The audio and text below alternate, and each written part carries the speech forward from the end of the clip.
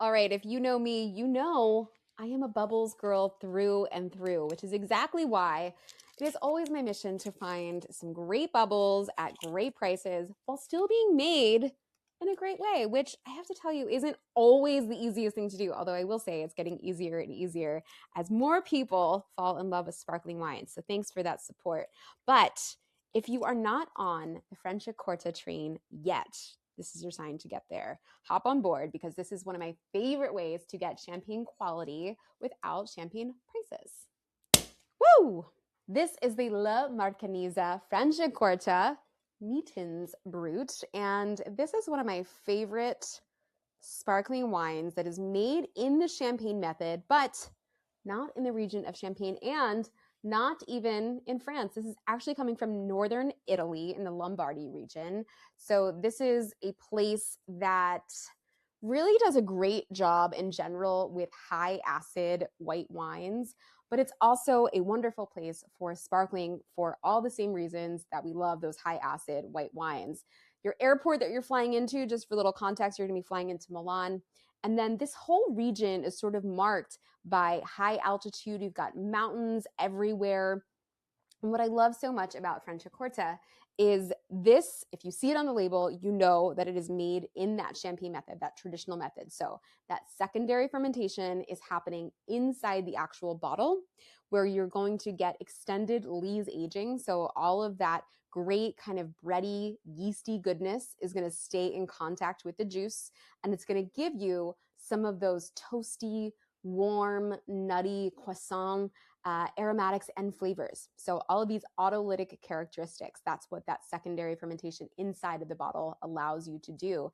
And so in this case, this is happening for 2 years that juice is in contact with the lees.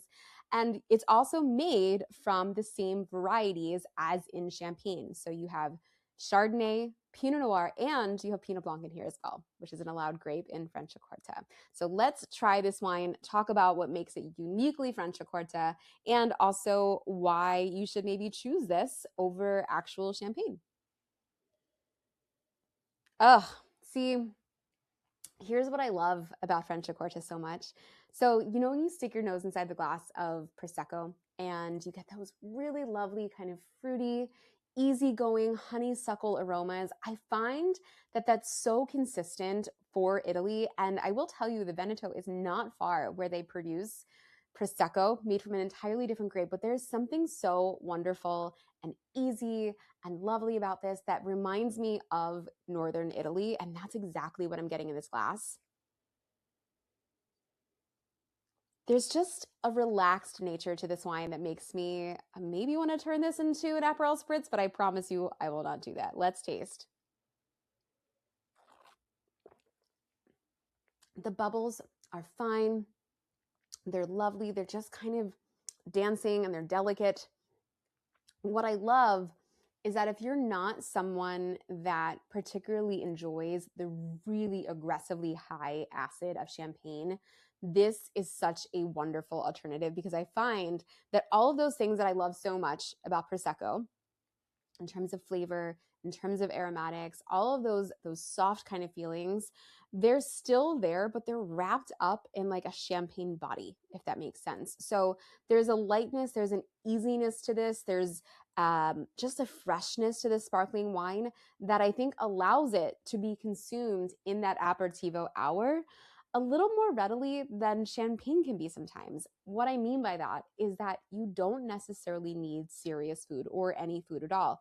This is a wonderful aperitivo wine. So I think about sitting on my porch if I'm at home or in a cafe in Italy and having a glass of Franciacorta with just some snacks, right? A little bit of charcuterie, a little bit of olive, those, like, I always forget what they're called, little O-rings things, or like crackers. Delicious. These are the tea. I'll think of it later. Anyway, I think of Franciacorta and specifically this cuvee here as being very snack food friendly.